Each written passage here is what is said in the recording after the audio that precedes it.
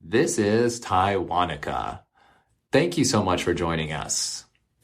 Today, we want to share with you our mission. 我们是Taiwanica，很感谢你今天的收听。我们要来分享Taiwanica的宗旨。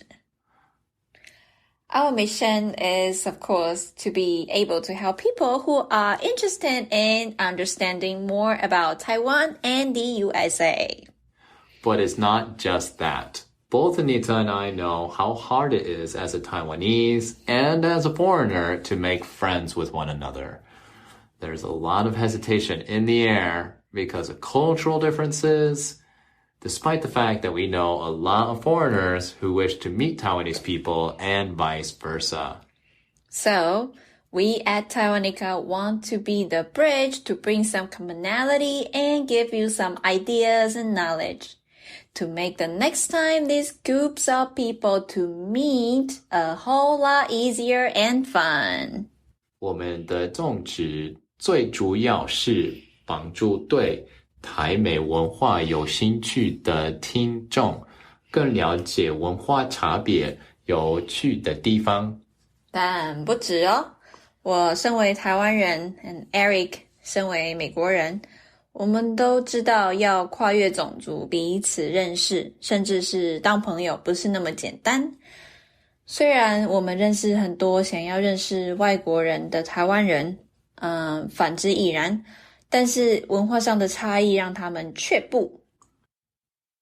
台湾那个希望可以是那座跨越文化隔阂的桥梁，提供一些方法跟点子，让这两个族群互相遇到的时候能更轻松有趣的交流。This is episode number 4, talking about the proposal. Have you ever wondered what it would be like to start your own podcast? Well, it really is easy these days, and it's all thanks to a place called Anchor. If you haven't heard about Anchor, it's by Spotify, and it's the easiest way to make a podcast, with everything you need all in one place. Let me explain a little bit more in detail. Anchor has tools that allow you to record and edit your podcast right from your phone or computer. You literally just log in and press a button on your phone, and you can record. And if the sound is good enough, hey, you have yourself an episode that you can share with your friends and your fans. When hosting on Anchor, you can distribute your podcast on listening platforms like Spotify, Apple Podcasts, Google Podcasts. There's so many places for people to listen to you. It's pretty convenient. And best of all, Anchor is totally free. It's easy to use, it's easy to access, and take it from me and Taiwanica. We were able to launch this with an ease of a button. So if you are interested in doing this as well, I recommend you to download the Anchor app or go to Anchor's website. That is anchor.fm. That is ANCHOR.FM. And you can go there to get started.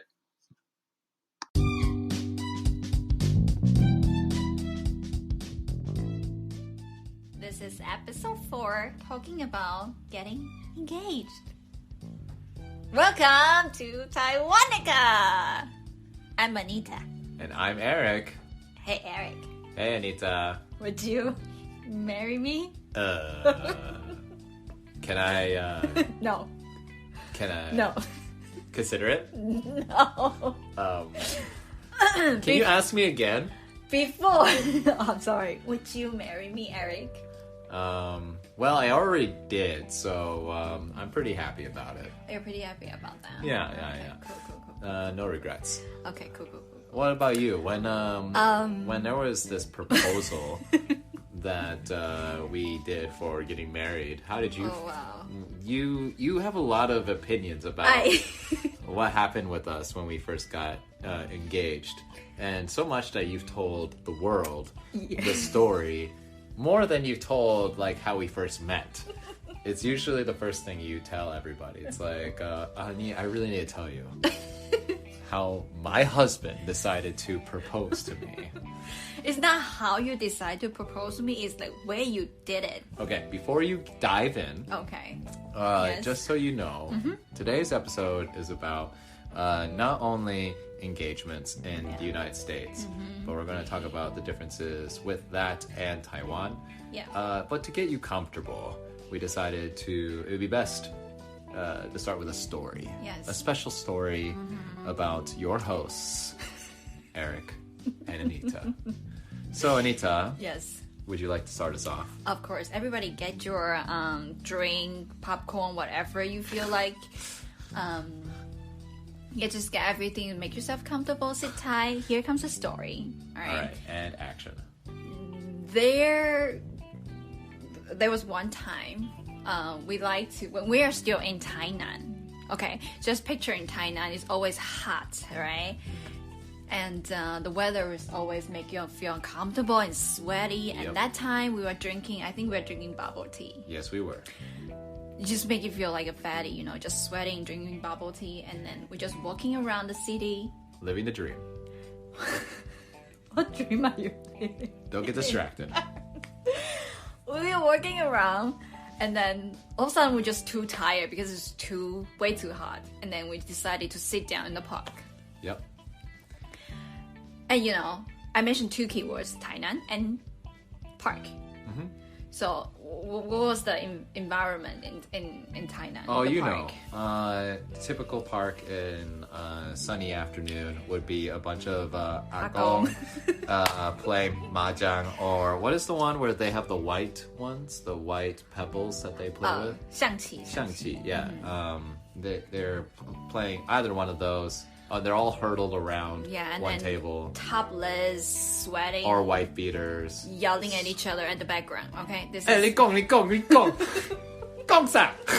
I don't know. I don't know. That's all I know. Yeah. That's the background. Okay, very hot summertime, in the park. I go on the background, yelling at each other. Yeah. And we just sit down. I just wanted to catch up my breath. Yeah, it's because too we've been hot. walking for a while. We just walked from like one half of Tainan all the way to like Chengkong University, and it takes about like 30-40 minutes to walk the distance. Yeah, off the topic. The point is, when we're just sitting down and I'm just chilling by myself, enjoying my bubble tea, there was one guy, my boyfriend at the time, he's wearing shorts and I think t-shirts, right? Very Taiwanese, that kind of style. And he was wearing flip-flops. I was just trying to blend in with the crowd. That's right, honey. It's not wrong. Here comes the part that makes me feel very confused. He, at that time, took off one of his flip-flops. I like how we emphasize every word. And then he put the flip-flop on the floor. And then he kneeled down, one knee on the flip-flop. And then he started to... What did you just start to do? I'm really curious. I've almost eaten all my popcorn already. Hurry up and tell the story. You just get like sentimental all of a sudden. It's just like, you know, I really enjoy the time that we spent together and You're ruining it. It's time for me to walk in. This is what I did. Okay. Anita, you are... Flip-flop underneath his knee. Okay, go on. You are the love of my life. Yes. And I would do anything for you. And, you know, after all the things we've gone through together, you are definitely the one. Okay. And I want to be with you for the rest of my life. Okay. You know, and I say those really nice things. She's not saying okay when we were there. She's looking at me like confused. And then she's like, wait. No. I was like, oh, sure. And then you popped You the did question. not say sure. You're just like, I'm sorry. What was that? No, you asked the question the first time. Uh-huh. You say, Will you marry me? I was like, yeah, sure. And then he started hugging me. And then very happily, I was like, wait. Yeah. Are you serious? I totally thought he was joking because what's up with the flip-flop? Who Seriously, cares? well, I do. All right, we're going to make this a question on the poll. And I want to hear from you, everybody. Do you care about the flip-flop? That's going to be the question. Do you care about the flip-flop? Yes or no? Vote after this podcast. I mean, I don't understand what is the meaning. What is the real meaning why you make this movement? For me, I was just like, I thought you were joking. You were trying to be funny. What? Why would I get on my knee? Why am I and take off my flip flop? Don't you know it's hot? That's my question. Don't you know it's hot? Come on. And my knees. I don't know if you know, everybody, but Eric has sensitive knees. Okay? They're quite sensitive. And if I don't take care of my knees, they hurt. So I was watching out for my poor little knee when I was kneeling to express my love. Okay. You knew that. Yes, I know you have sensitive knees. Yes. I do. Sensitive knees. knees. Okay. So, flip-flop was necessary. So, she made me do it. Okay. That's right. Again. Still with the flip-flop. I wasn't gonna move it. I wasn't gonna throw it away. He doesn't. I'm gonna just do it again. Yeah. And so I did the same thing. Anita. Yes. You're the love of my life. And you mean so much to me. And I want to spend the rest of my life with you. Yes. And so, will you marry me? And then I say yes. And it's just I was in shock. I was just like... I was in shock too. Yeah. So just stop that. So we kind of we walked away from the park where a bunch of Agong were kind of staring at us, and I just said, "Will you marry me to my wife?" And we were just kind of did it actually just happen? Yes, what happened? It was very hot. I'm still holding my bubble tea, and then we just do we just get engaged? Yes. Yeah, kind of, right? So, if you didn't think we were weird before, let's just add a cherry to that sundae on that top there, right? Yeah, because we have a weird engagement to this very weird relationship. Yes. That was our engagement. Yeah, that's engagement. I'm pretty sure some of the listener from Taiwan, they will get confused with what is the real moment when you are engaged? Okay, so based off of Westerner culture, we really have a particular moment when we're deciding in our mind, okay, I want to marry this person. And when we want to express that feeling, usually there's a couple things that we do beforehand to express that. But usually the moment, like you asked, is... as soon as you ask, will you marry me? And the person says yes. No matter once or twice. And they say, I will marry you. Then you are officially engaged. There's no paperwork. There's no fireworks or some sort of government official needs to come stamp you on the forehead or something like that. Nothing. You just, as soon as you say yes, you are basically on a verbal contract. Yeah. And that's basically all you technically need. Now, of course, there's some other cultural stuff that we do. Yeah. So shall I dive into the USA culture stuff? Oh, yeah, since you mentioned it. Okay. Continue. So, speaking about that, some of the most common things that Americans, I can't speak for all of Europe, but for Americans, we like to do is we like to go shopping for the ring. By yourself or with your future husband or wife? This is a good question. Most of the time, these days, if you want it to make it a surprise, then the engagement ring, this one specifically, you will go and buy it yourself. Okay. And then you'll go searching around trying to find an ideal ring. I for buying your engagement ring, I stole one of your other rings to kind of Did you? Yeah. Jesus Christ, I did not know that. Yeah, so I could have a measurement of the ring so I knew it would fit you. Okay. I saw it was a good idea on Google, so that's why I tried it. And it worked. So she still wears the engagement ring. And so you go to the shop and then try to find something that would suit the person. And then after you buy it, it really doesn't, the ring itself doesn't have to be special. It's more about how you present it is special. So there's a lot of methods. back in the day in the US, it was very popular to put your ring into some sort of food.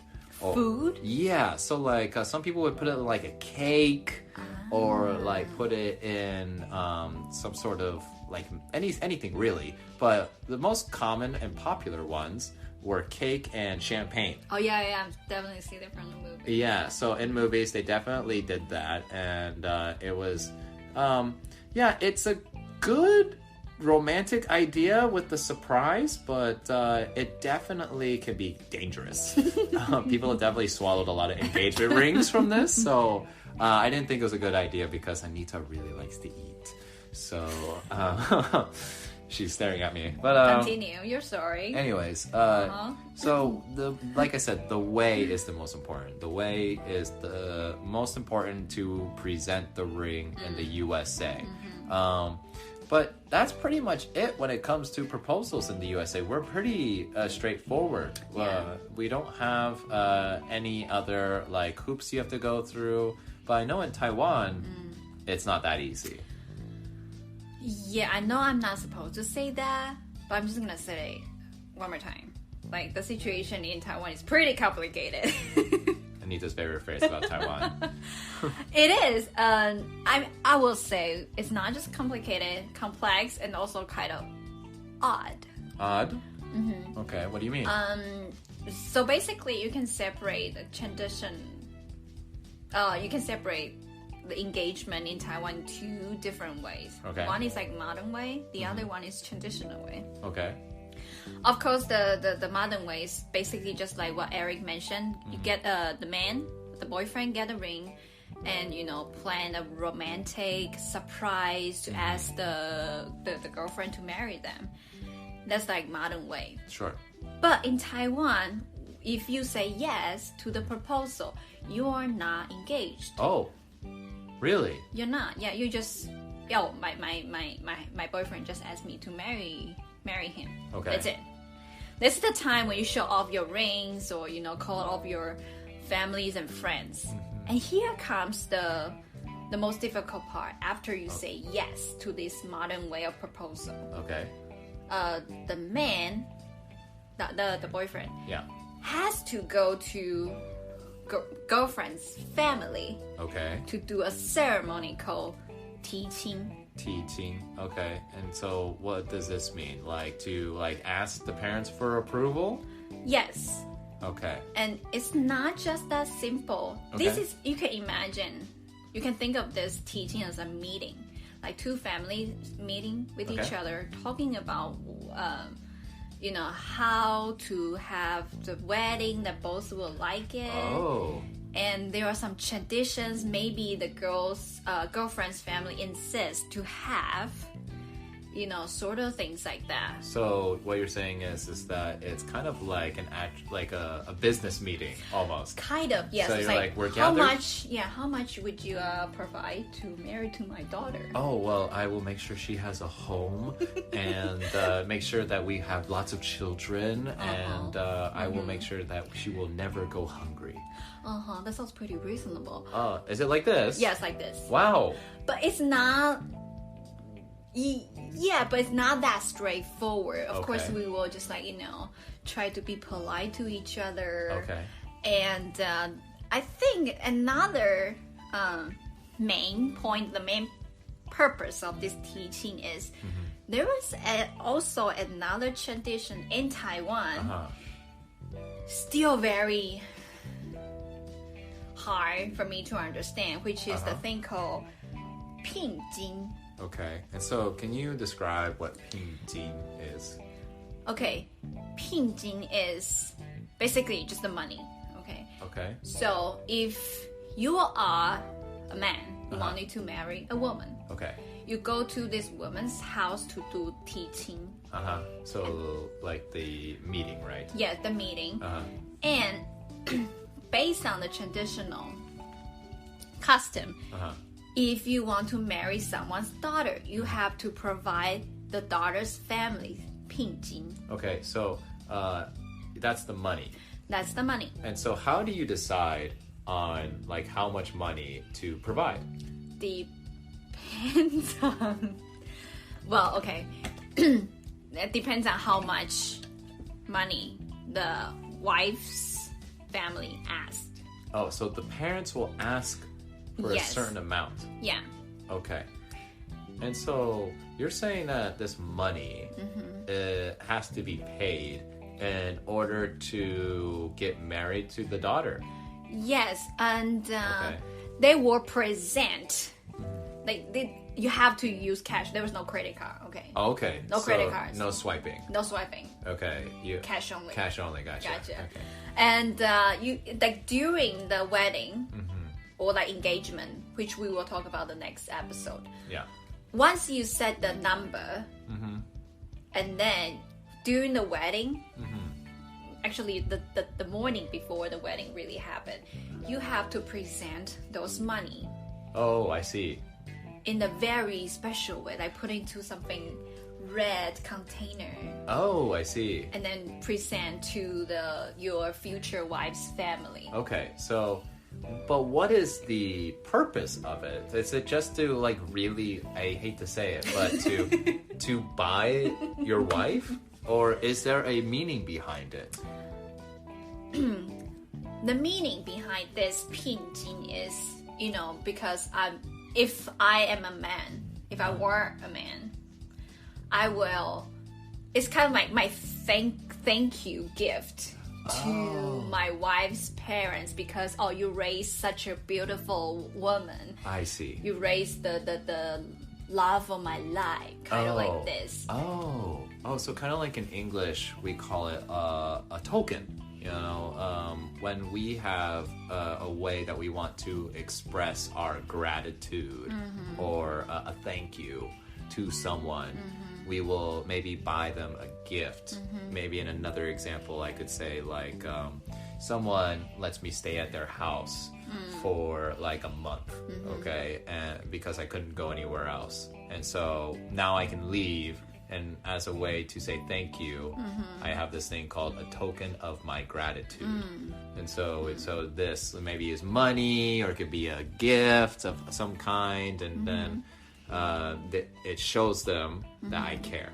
So is this kind of like what you're talking about with this? Yes, but we would just really use money. So just really only money. Only money. Not like jewels or anything? Oh, there are jewels, but that's not for the wife's family. Oh, okay. Okay. Like you said, the way to say thank you to the wife's family. Specifically. Parents. We will only use this one. Gotcha. So you say token. Yeah. So would you call it I don't know, bridal token for the 聘金? I guess so. I mean, if you're trying to express what this token is for, it's for the bride, right? And so, a bridal token would be a good word for it. Yeah. Because I also learned there was a different meaning for token. Oh, yeah? Yeah, it's like when you go to a slot machine, the casino, that's the thing, right? Like a special coin for a specific place. Yeah, we have, those are called tokens too. Yeah. It's the coin is for the purpose of using it at that place. So kind of like this money represents the thing for the bride. Gotcha. So that's why it's a token. Okay. Interesting. And so, okay. I have one really big question. Yes. And I don't know if anyone listening is a fan of Mulan, the movie. Oh, I love it. Mulan, right? In Chinese, it's 花木兰. Oh, 花木兰. So the last name is Hua. Oh, gotcha. So, in the movie, there is this ceremony that Mulan goes through at the very beginning, where she's riding characters on her arm, and her parents are telling her, go get ready, and she's wearing these really nice clothes and makeup. Yeah. And then she's walking through the streets, and then all of a sudden there's this giant lady. Lady man. Okay. Who calls her in. Mulan! Yeah, kind of like that. Very well done. Thank you. Lady man. Thank you. Yes. And she basically asks Mulan a bunch of questions and sees how she does. as a bride. Yes. Is that the test? And if it is a test, why is it a thing in Taiwanese, Chinese, Asian, East Asian culture? I mean, yeah, you guys know that Mulan was like from the ancient time, right? Sure. So like long time ago, women's only purpose is to be a good wife, so-called like good wife. Okay, so there was a test for that. Yes. Okay. See if you're qualified as being a good wife, as a like good wife material sort Gotcha. of thing. Uh-huh. So that person, the lady man, Uh-huh. she's basically a matchmaker. What would you call that in Chinese? We call it 媒人. 媒人. Oh, okay. And so, a matchmaker to help. So, okay, let's just say the Mulan did not fail, okay?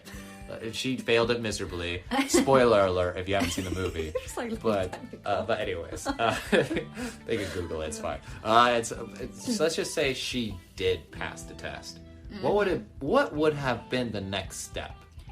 The matchmaker will find her a good husband. Okay. And they will get married. That's it. Okay. Is this still a thing? No. Okay. But, you know, in like probably 2 generations back, like my grandparents' generation, you know, at that time, everybody's very conservative. Oh, yeah. Yeah. And you cannot date freely. You know, there's no such a thing. You just go on a date from someone from your work or someone you met at school, or not even mention Tinder. Doesn't exist. Gotcha. So basically, the Tinder was this matchmaker. Yes. Okay. So, you know, when you are about to hit, I think at that time it's like 17 or 18 for girls, they will think, oh, you are at the perfect age to get married. So this matchmaker, most of the time, just like the movie, most of the time are ladies.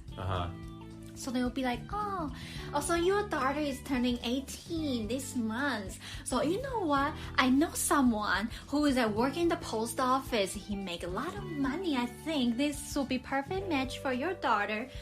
And they will first show the picture to, you know, to each other's parents. Showing the pictures to each other's basically parents. the parents get to see the Tinder pictures. And they swipe left or right. Swipe left or right. And exactly. then after they swipe left or right, and they like, oh, this is perfect for my daughter, or this man is perfect for my daughter, and this woman's perfect for my son. Then they will match the pictures and then have a date? Blind date, yes. A blind date. Yeah. Okay, so only the parents know. Yes. Most likely the kids, you know, the boy and the girl, they will know on the day they are about to meet. Yes, for the purpose of getting married. Yes. Yes, it's the goal. Yes. It's not for like, hey, date 1, and then maybe there'll be 3 more Strike dates out. later, you know? No. Nothing like that. So no matter what, it's for the purpose of marriage. Marriage, yes. Okay. Wow. And, yeah, but like I said, it's like 2 generations back. But right now we still have this matchmaker. We still have 媒人. So like I Really? said, yeah. So when we are doing like teaching, usually the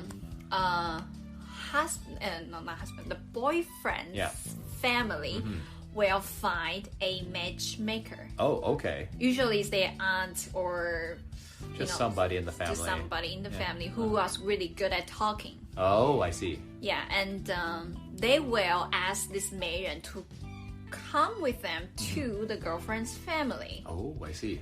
And right now, in the modern time, this matchmaker, this 媒人, his job is kind of like a, what do you call it, like mediator of this meeting. Oh, interesting. Yeah. So this still happens. Still happens. Not as common, but it does happen. If you follow traditional way, it is common. Okay. It So will show up like many times. So if the mediator says no, then the 2 people won't keep meeting each other? His job is, 媒人's job is not to say no. The job, 媒人's job is to make sure both sides of the family are happy about this marriage. I see. So, yeah, for example, if the girlfriend's parents ask too much 聘金, and the boyfriend's family disagree with this number. So the token is bad. Yeah, so the maiden, like I say, she has to be good at talking, at persuade people, make everybody happy. Yeah. So they would say, oh, maybe we can, use another alternative way, sort of things like this. I see. Yeah. So, yeah, this is definitely not like anything in the United States. So tell me, this is not complicated? Oh, it's very complicated. Absolutely. In the USA, boy meets girl, or girl meets boy, and boy meets boy. Yeah, I mean, nowadays Anyway. boy meets boy, girl meets girl. That's totally cool. Yeah. No, definitely no problems there. But back in the day, if that was just the thing you did, if you found someone that you liked that was in your town or in your city or your neighborhood, you would probably spend the rest of your life with them. There wasn't any other rules, no red tape. It's just like, okay, you like it, do it. But in Taiwan, it seems like the proposal, the engagement, and the wedding are actually their own things. Where exactly. in United States and Western cultures, kind of the proposal is just that action. Yeah, just at that moment. Will you marry me? This little action right here. And then afterwards, the engagement is just the whole thing. Yeah. Oh, interesting. Yeah. So, one last thing I wanted to say about Taiwanese traditions. Once you guys agree with the so-called terms, how you guys wanted to, how much the husband need to provide to the wife. Once everything is done, you are not still engaged, which we will have another ceremony, the engagement ceremony and wedding, which we will talk about because it's just way too complicated. So we will separate it as another episode. So what should we just call this episode? The proposal? Yeah, the proposal. So so for now, you have heard from Taiwanica the proposal. Yeah. If you would like this video, please let us know. And we're very happy for you to listen up till now. Yeah, thank you. And thank you, Anita, for telling us about the Taiwanese culture. Of course. Do you have any ideas about Taiwanese proposal culture? Taiwanese proposal culture. What do you think of that? I think it's crazy. But then again, it's not surprising because just according to what I've studied with Japan and mainland China and South Korea, it's pretty similar. But every culture is unique and beautiful its own way. Wow, well said. Oh, thank you. And so I definitely enjoyed listening to it. We hope you did too. And make sure to do the poll about if the flip-flop. Because do you care about the flip-flop? Also make sure to follow us on Instagram at Taiwanica. Yes. And we're on Amazing Talker. For those who don't find us on Amazing Talker, you can find us there for learning. Yeah. And for those who are on Amazing Talker with us, hello. Hi. Thank you for listening to So our much. podcast. Yeah, We thank greatly you so much. appreciate your support. Much love. And that's it for me. What about you, Anita? Any goodbyes? I love you guys. Thank you so much for your support. It just make me feel so happy whenever we find some new topic that from our students. Yes, absolutely. Just so good. And this one, I wanted to shout out to my student, Mia. She gave me the idea about teaching and pinjing. Oh. She actually told me a lot because I didn't do that. Really? Wow. Part, in details. So Yes, she provided. Spoiler, Anita and I did not do any of those. But Lucky you. Yeah, lucky me. Seriously. Yeah, USA. Thank you, Mia, and thank you, everybody. Yeah. We'll see you again soon. Bye-bye. Bye-bye. Peace.